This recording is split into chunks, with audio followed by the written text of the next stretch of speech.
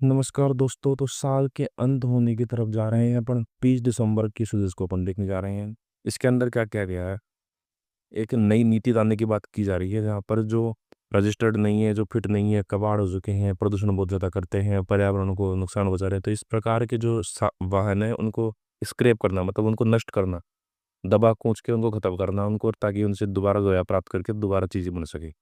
तो इस प्रकार की चीज़ करने के लिए नीति लेकर आ रही है सब राजस्थान सरकार। इसमें अभी अभी लेके आ रही है, तब देखेंगे। तो इसमें क्या क्या है, तो registered vehicle scrapping facilities, RVSF, registered vehicle scrapping facility, इनकी स्थापना की जाएगी। ऐसी फैसिलिटी जहाँ पर वाहन को स्क्रैप किया जा सके, व्हीकल को स्क्रैप किया जा सके राजस्थान में, उनको कहेंगे RVSF।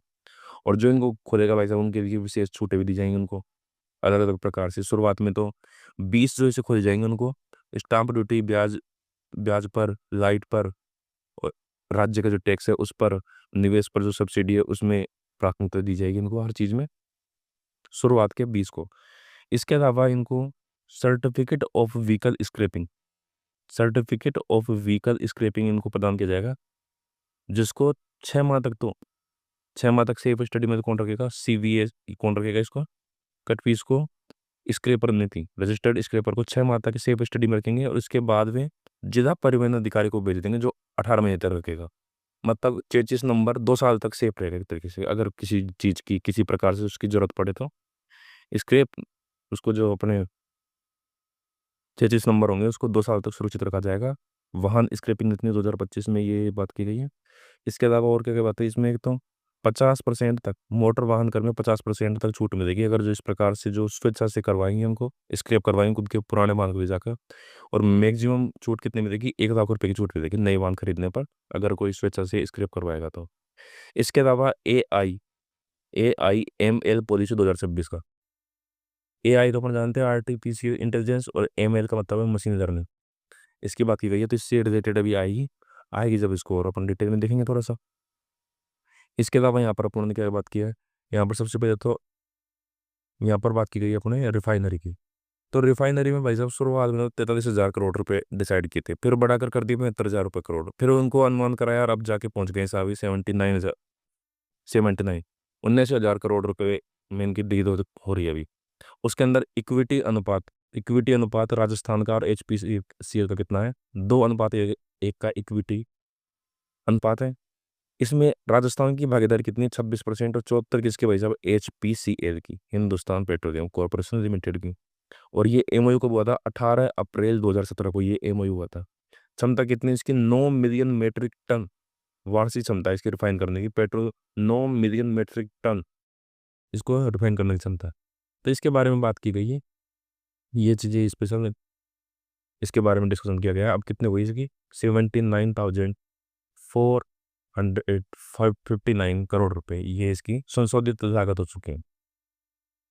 एक यहाँ पर बात की गई भाई साहब, ग्रीन क्रेडिट से सर्कुलर इकोनॉमी को प्रोत्साहन। इसमें क्या कहा गया है कि भाई साहब, जैसे कि कोई कंपनी को टारगेट दिया है, भाई तुम्हें इतने पेड़ लगाने हैं, इस प्रकार से ये काम करना है ताकि तुम हरित पर्यावरण को बढ़ावा दे सको। तो अगर किसी एक ने वो ज़्यादा क्रेडिट स्कोर प्राप्त कर रही है, जैसे अगर किसी एक को करने, दोनों को 50-50 करने, एक ने कर रही है 50 की जगह 70, और एक ने 50 की जगह करें 40, तो ये अपने जो एक्स्ट्रा 20 स्कोर है वो इसको बेच सकता है 10, तो ताकि इसको, इसके 50 हो जाएंगे इसके भी क्रेडिट स्कोर, और इसको कुछ पैसे मिल जाएंगे। तो इस प्रकार की बात की गई है। स्थानीय निकाय और निवेशकों को हरित और टिकाऊ विकास संबंधित ग्रीन क्रेडिट वाउचर इनिशिएटिव 2025 योजना। इस योजना के माध्यम से पर्यावरण लक्ष्यों को आर्थिक प्रोत्साहनों से जोड़कर ग्रीन और सर्कुलर इकोनॉमी के विकास को बढ़ावा दिया जाए। ठीक है, ट्रेडेबल व्यापार करने योग्य, ट्रेडेबल और रिडेमेबल, रिडम कर सके उनको। जैसे अपन कूपन को अपन आता है ना, अपने मोबाइल ऐप में देखते हैं कभी कभी कूपन रिडीम करने का ऑप्शन। तो ट्रेडेबल और रिडीमेबल ग्रीन क्रेडिट प्रदान कर पर्यावरण रूप से सस्टेनेबल परियोजनाओं की निवेश को प्रोत्साहन करना, इसका क्या है उद्देश्य है मेन। ये अपन को मोटा मोटा याद रखना है। राजस्थान राज्य राजस्व लेखा सेवा नियम नए कौन से आए हैं, 2025 में आए हैं नए, ये अपने को दिमाग में रखना है। एक वजह, जब राजस्थान विधानसभा सचिवालय के अंदर भर्ती और सेवा नियमों की शर्तों में थोड़ा सा संशोधन किया जा रहा है। इसमें क्या किया जा रहा है कि इसके अंदर भाई साहब, जो सब अभी जो इसमें सैन्य और अर्धसैन्य बलों को भी नियुक्त किया जा सकेगा। किसकी जगह पर? मार्शल और उप मार्शल।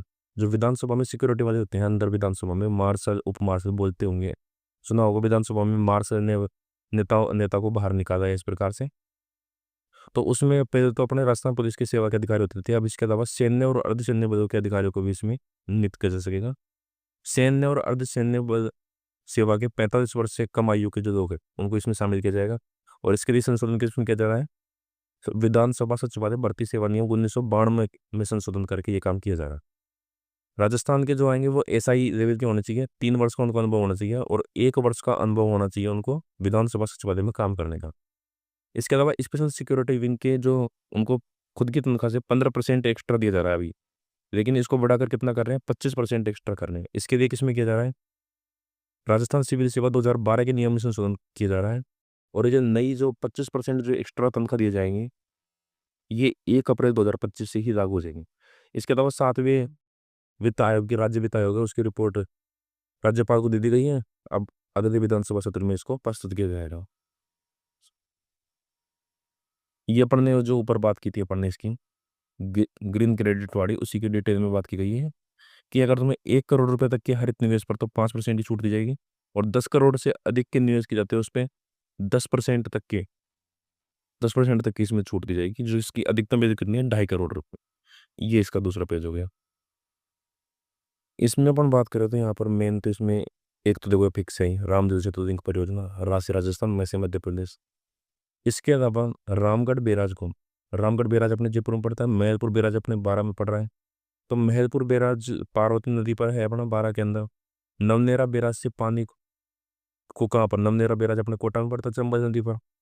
इससे पानी को बिसलपुर में लाएंगे, बिसलपुर से जाएगा इसरदा में जाएगा, और इसरदा से भाई साहब अपने यहाँ पे रामगढ़ जो बांध है अपना जयपुर का, यहाँ पर इसरदा बांध से ट्रांसफर किया जाएगा।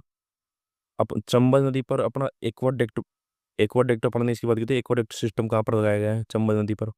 मेज से गलवा, गलवा से इसरदा बिसलपुर फीडर तक लगाया जाएगा। बिसलपुर से मोर सागर अजमेर। तो अपना तो ये याद रखना सबसे पहले तो रामदेव सेतु लिंक परियोजना में मोर सागर कहाँ पर पड़ता है भाई साहब? अजमेर में। इसरदा से पानी किसको दे देंगे? बंद बरेटा भरतपुर को। बंद बरेटा आपको पता ही है कि ये बता उद्यान के अंदर है बंद बरेटा, भरतपुर के अंदर। और इसरदा से रामगढ़ जयपुर के अंदर ही अपन ने बात करी। खुरा चैनपुरा से जयसंबंध अलवर के अंदर। जयसंबंध भाई साहब इसको उदयपुर मत समझ लेना, ये वाटा जयसंबंध तक है, अलवर जयसंबंध तक। और ब्राह्मणी बैराज के लगभग 14,000 कार्य किए जाएंगे। तो इनमें कुछ ज़्यादा इंपॉर्टेंट बात है नहीं, ये याद रखना पड़ेगा। जैसे मोर सागर अजमेर में है। एक्वाडेक्ट किस पर लगाया जगह है? चंबल नदी पर। इसरदा बांध सवाई माधोपुर में। बिसलपुर टोंक के अंदर है। नवनेरा बैराज कोटा में है चंबल नदी पर। महलपुर बैराज पार्वती नदी पर है और बारां के अंदर है। इस प्रकार से ये चीज़ अपन को याद रखनी है। जैसे किससे किसको पानी दिया जाएगा ये याद रखने की जरूरत नहीं है।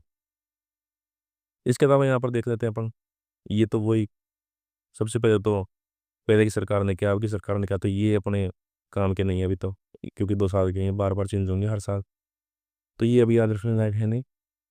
इसके अलावा इसमें काम की बातें कुछ देख लेते हैं। 92,000 से अधिक पदों पर नियुक्ति दी थी, इसका कोई मतलब नहीं है, इनको छोड़ देते हैं वो, क्योंकि इसके अंदर 2 साल की अनुसार बताया गया है। फिर 2 साल के अनुसार बताया गया तो फिर वो बाद में दोबारा चेंज होंगे, तो इनको छोड़ देते हैं। अपन नेक्स्ट पेज पर देखते हैं अपन। इसके अंदर देखो ये अपन ने पहले भी बात की थी, 78वां आर्मी डे परेड हो रहा है, जब अपन ने बात की थी महलपुर रोड जगतपुरा में पहली बार इसकी परेड की जाएगी। तो यहाँ पर क्या क्या हो रहा है? सबसे पहले तो नो और आर्मी प्रदर्शन, ये अपन ने जब बात की थी कि ये NO वाला नो नहीं है, ये कौन सा नो है? KNOW, अपनी आर्मी को जानो। नो योर आर्मी प्रदर्शन किया जाएगा 8 से 12 जनवरी को। 10 जनवरी को रिहर्सल है और 15 जनवरी को शौर्य संध्या। शौर्य संध्या तो कहाँ पर हो रही है भाई साहब? शौर्य संध्या तो हो रही है अपने SMS स्टेडियम के अंदर। 15 जनवरी को SMS स्टेडियम में शौर्य संध्या 2026 का आयोजन। और जो परेड की जाएगी, परेड कहाँ पर की जाएगी? अपन पहले भी कर चुके बात, जगतपुरा के महल रोड पर 15 जनवरी को परेड की जाएगी, ये अपन। और जो 8 से 12 जनवरी तक जो ये नो और आर्मी प्रदर्शनी होगी, ये कहाँ पर हो रही है? ये सीकर रोड स्थित भवानी निकेतन कॉलेज में। ये 2-3 बात अपने को यहाँ पे ध्यान रखनी है। सबसे पहले तो क्या कि नो और आर्मी का तो कोई जगह पे चाहिए, वहाँ पे हथियार हथियार दिखाएंगे, तो हथियार दिखाने की जगह चाहिए, तो वो तो हो रही है भवानी निकेतन कॉलेज में। उसके अलावा रोड पे रिहर्सल तो रोड पे होगा, परेड जो होती है तो वो कौन सी होगी भाई साहब? महल रोड जगतपुरा के अंदर 15 जनवरी को। और इसके अलावा 15 जनवरी को जब खत्म होगा ये 15 जनवरी को, तो 15 जनवरी को शौर्य संध्या 2026 का आयोजन कहाँ पर किया जाएगा? SMS स्टेडियम के अंदर किया जाएगा। 10 जनवरी को इस आयोजन का जो SMS स्टेडियम में जो आयोजन होगा, इसको 10 जनवरी को इसकी प्रैक्टिस करेंगे। एक बार प्रैक्टिस तो करनी पड़ती है परेड से पहले, तो प्रैक्टिस SMS स्टेडियम में की जाएगी। तो ये आर्मी डे परेड के बारे में सारी बात हो गई। 15 जनवरी को आर्मी डे परेड मनाई जाती है। आर्मी डे के दिन 15 जनवरी को ये पर हो जाता है। तो इस तरीके से अपने 30 तारीख की खत्म होती है। तो सब्सक्राइब जरूर करें और जुड़े रहें अपने चैनल के साथ। बहुत बहुत धन्यवाद।